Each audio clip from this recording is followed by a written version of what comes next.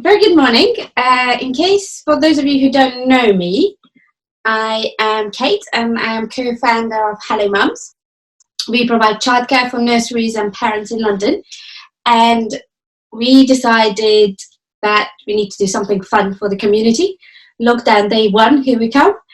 And we wanted to give something to parents and nurseries and children, something different every day, really, something that we can talk about.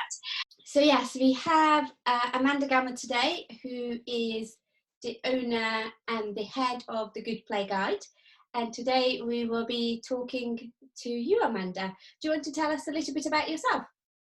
Sure, thank you. And I'm really happy to be here. I hope you guys are all managing with the lockdown. My heart goes out to anybody who is directly affected by this. I know these are unsettling times. So Good Play Guide is a completely free website, goodplayguide.com, and my amazing team have pulled together, they've been working tirelessly over the last week or two to pull together a dedicated section of the website compiling lots of free ideas, free play ideas, advice on how to help you thrive. We're running some webinars. We're doing what we can to really support families in this really tricky time. Right from things, how to talk to your kids about this, through to play ideas, through to how to keep their brains working and, balancing that homeschooling versus just chilling.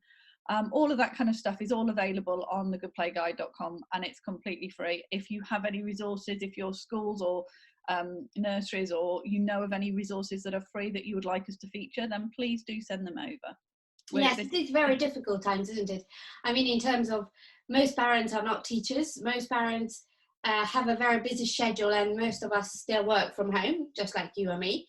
So it's difficult to find the right balance. And the whole education is a lot more about learning through play.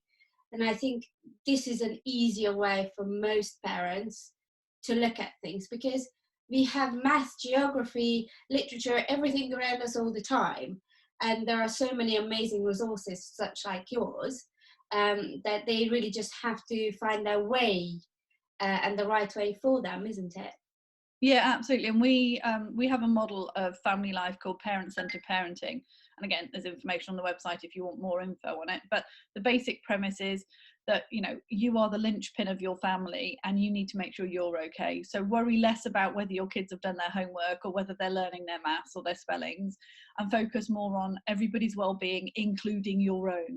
And actually, if you do that, you'll manage this tricky period much better, much less stressful, and you'll come out the other side stronger. You can use this time to do really good things with your family, create those memories, have those adventures, and do things that you wouldn't normally have time to do. So trying to focus on that is really powerful, but making sure you're looking after yourself is absolutely the key message. Yes, and obviously we can all look at it like we're going to learn so many new things. Like even if we were to follow the curriculum, even if we were to follow whatever activity we download from your page, we will learn something most likely that we have never done before. And I think that's a positive take after however many weeks we have ahead of us, that we can just, at the end say, okay, maybe I can do a bit more things with that, or I didn't know that I really enjoy doing this, or I didn't know that my child is actually much better at this than something else.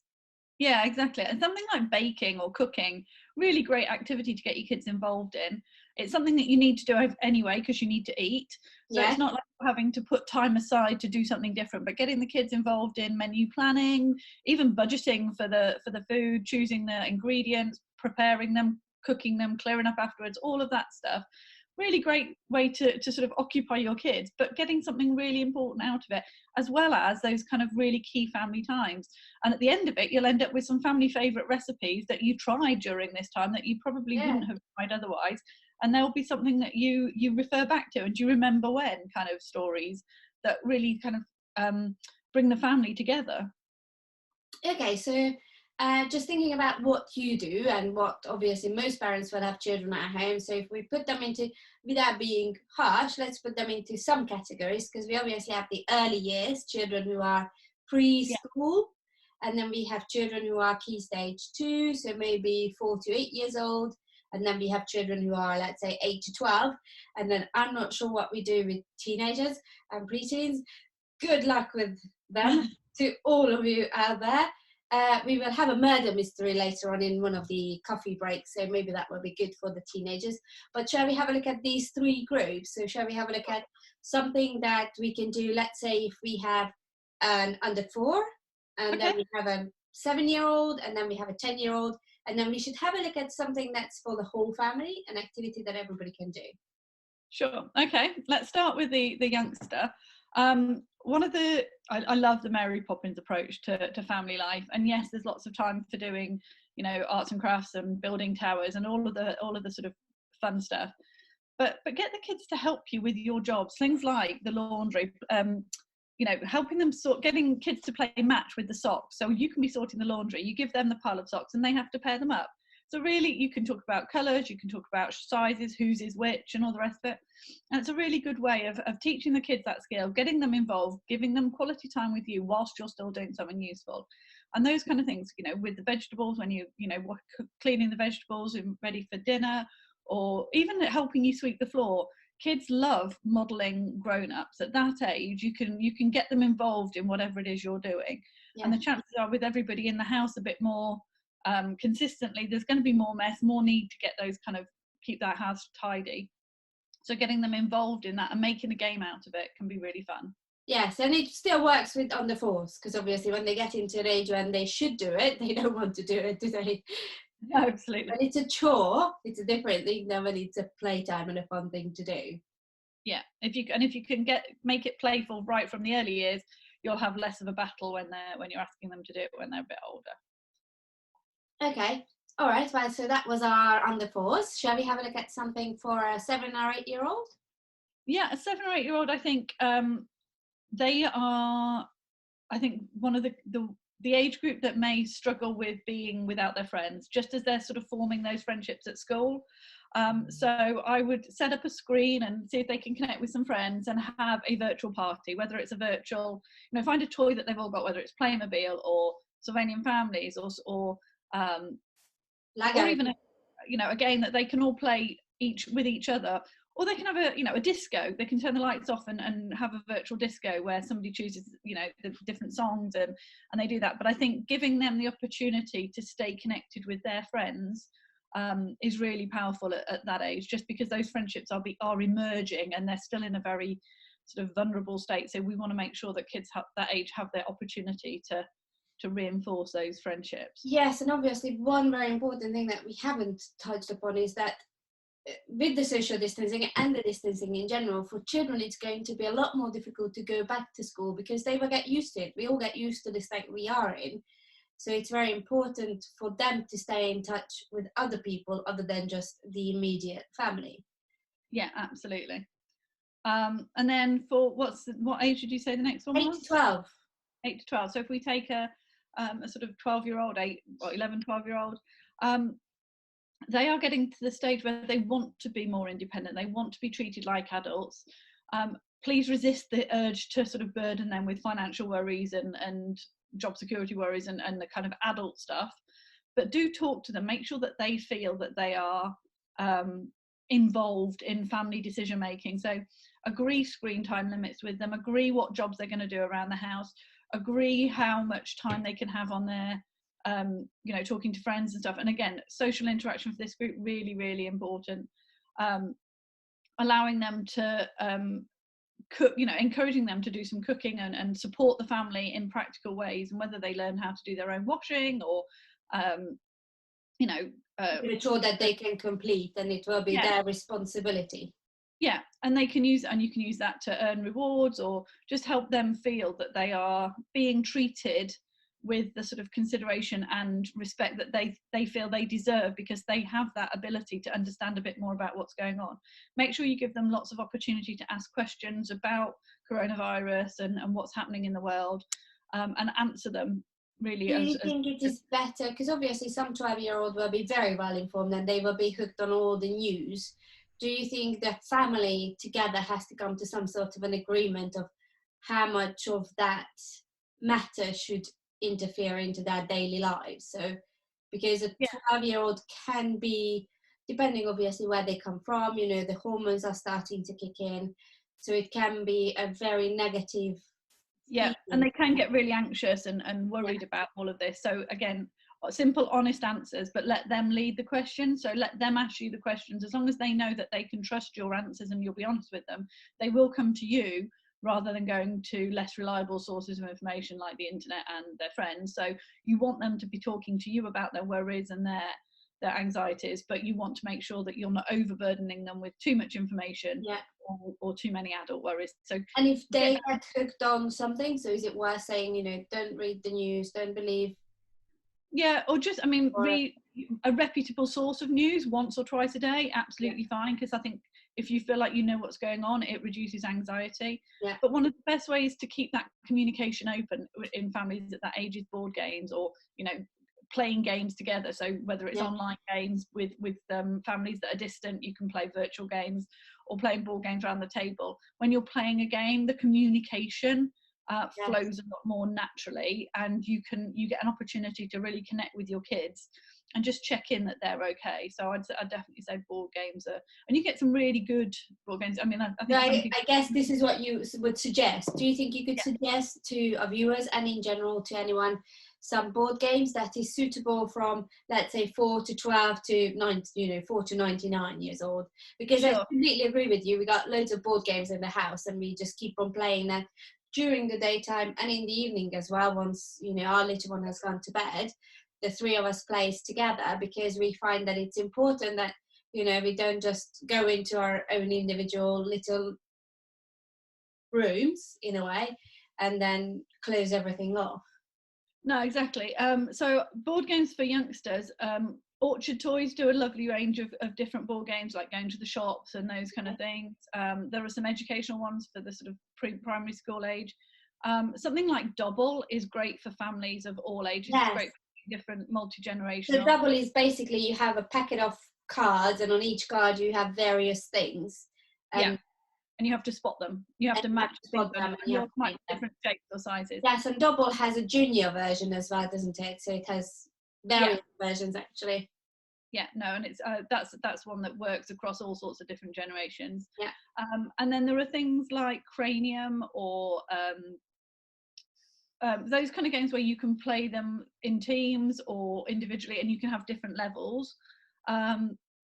And then for the older kids, things like Ticket to Ride or Code Words, or Chronology, Pictionary, Articulate, those kind of traditional board games that we probably, a lot of us can find in the loft or somewhere, if we look hard enough, or sorry to interrupt.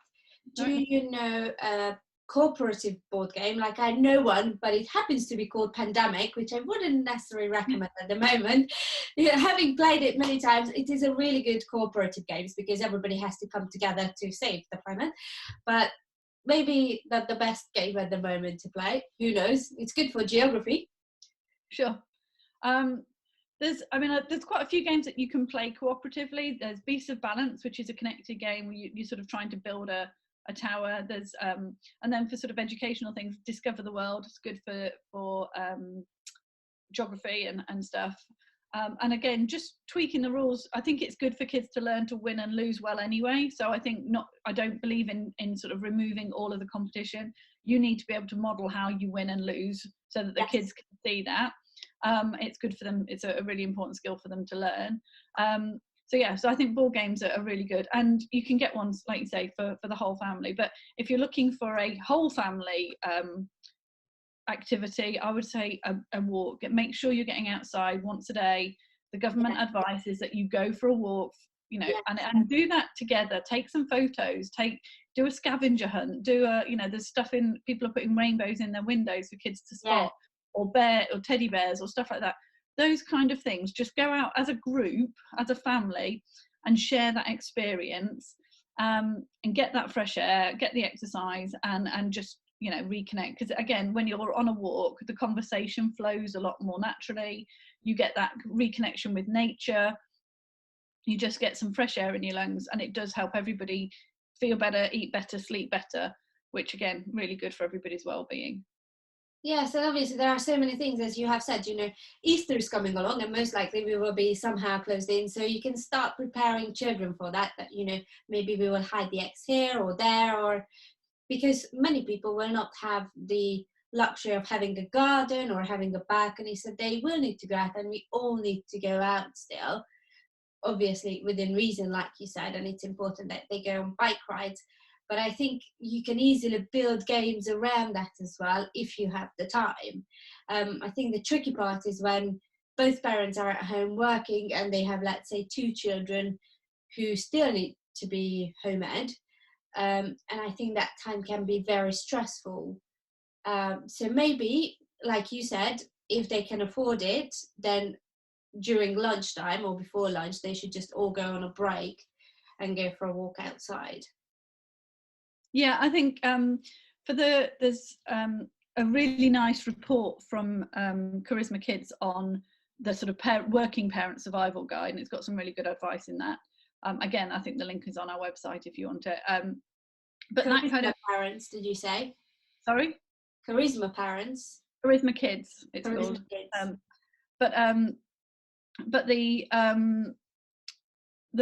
kind of managing that logistics, again, we're in a very unusual, unplanned situation, and kind of doing what works for you. And maybe one parent gets up earlier than the kids and does some work and does some stuff there, but then goes for an afternoon nap or goes to bed early, and the other one stays up late to get some work done there. I know that when you've got kind of phone calls, if you're working from home, you've got phone calls and you need to be in a room that hasn't got dogs barking and kids screaming and all the rest of it around you in order to be able to do your job.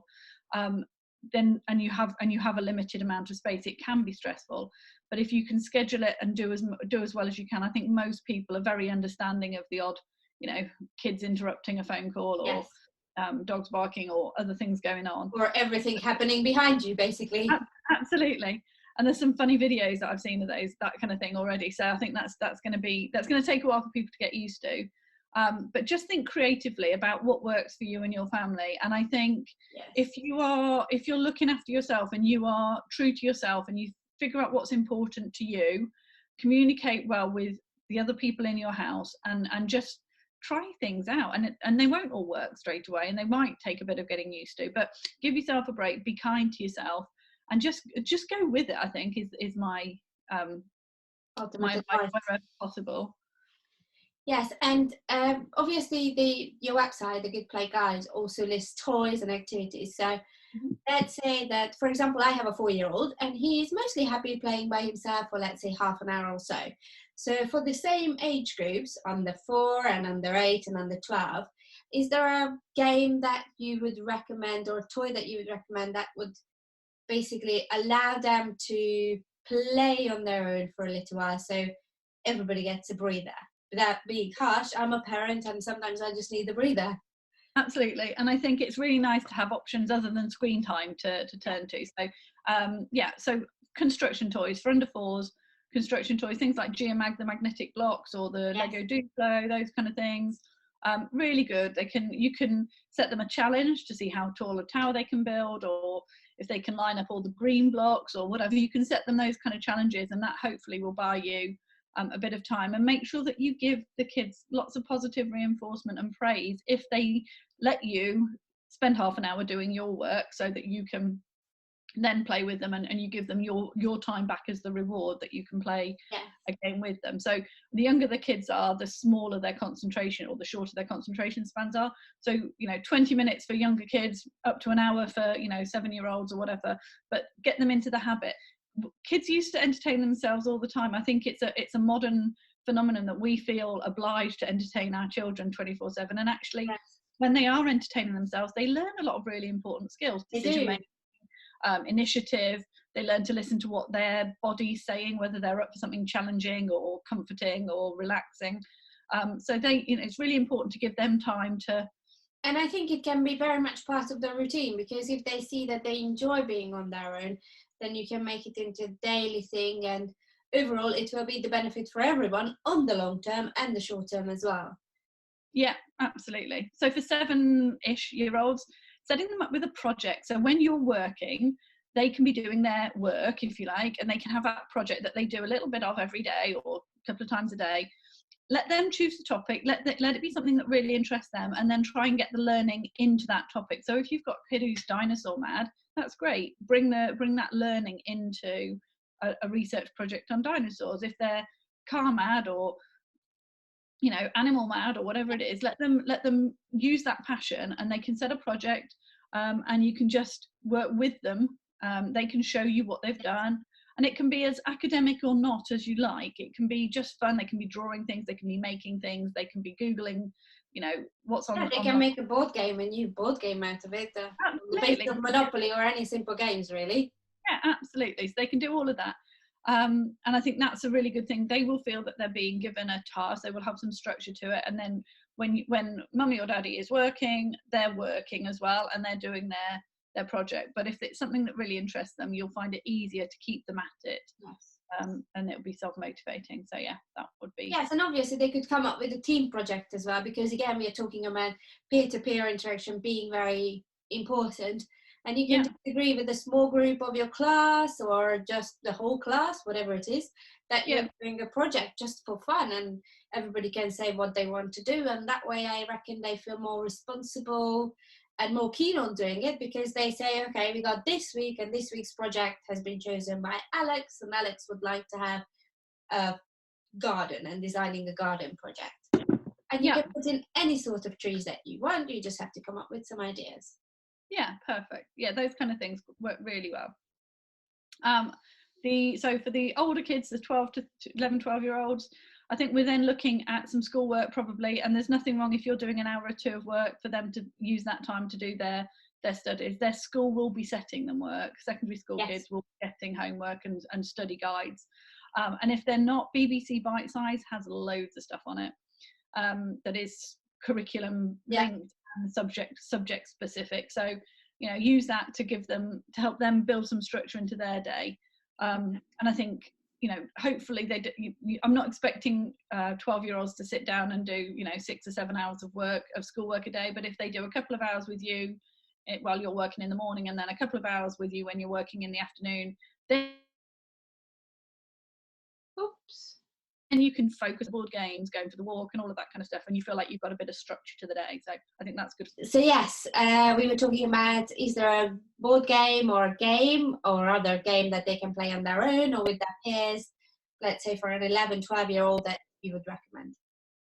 I think a lot of kids that age are into gaming, and you can do that socially. So games like Fortnite and some of those collaborative online games that they can play can be really good as a way of keeping them occupied, but engage with their friends. So just make sure it's not too solitary, sedentary and passive. That's the activity you want to limit. You want to make sure that if it's social, active, imaginative, then great. Okay, well, fabulous. Thank you so much, Amanda. Thank you for coming along, and thank you for having a chat with me. I hope that everybody has enjoyed it as much as I have. Thank you for inviting me, and good luck, everybody. Hang in there. We'll get through this together. Of course we will. It's just another thing. It's not we will all be on the other side at some stage, maybe next week, most likely not. Probably in a few months' time, we will all be back to a new reality. Yes. Thank you very much, Amanda. Just for all of you, I just would like to say a big thank you for all of you for joining today. We had Amanda Gamma with us today from the Good Play Guide. Please check out her website, goodplayguide.com, for loads and loads of information, activities, things you can download. You can also get in touch with her. All her details are on our Facebook page, and you can follow her and obviously the website and everything, and you can get in touch with them just like we did, and they will be very happy to help you. In terms of tomorrow we have Tina Parrish coming from South London Independent Midwives. So we are talking to Tina about postnatal mental health, because life obviously doesn't stop, and many people are pregnant or about to give birth or have just given birth. And we know that, again, the peer-to-peer interaction is very important in the early weeks of becoming a mum. So I will be chatting to Tina about how to overcome and what to do and what you can do if you have recently become a mum, or if you are a mum for the second time or the third or the fourth or the fifth time, and just look at what you can do at home and in general to keep up that postnatal mental health and stay on the right side of things. You can also follow us. Our Facebook is hellomums.co.uk. You can follow us on Instagram, which is also hellomums.co.uk. And if you have any questions, you can always just pop it up on our Facebook page. And also, we love having this coffee break. Our first one has done really well, I would like to say. Thank you, Amanda, again. And if you have someone who would like to come on, or you would like to suggest anything, then we are very much open to that. And with that, I shall close today's first coffee break, and have a lovely day, everyone, and see you tomorrow at 10 o'clock.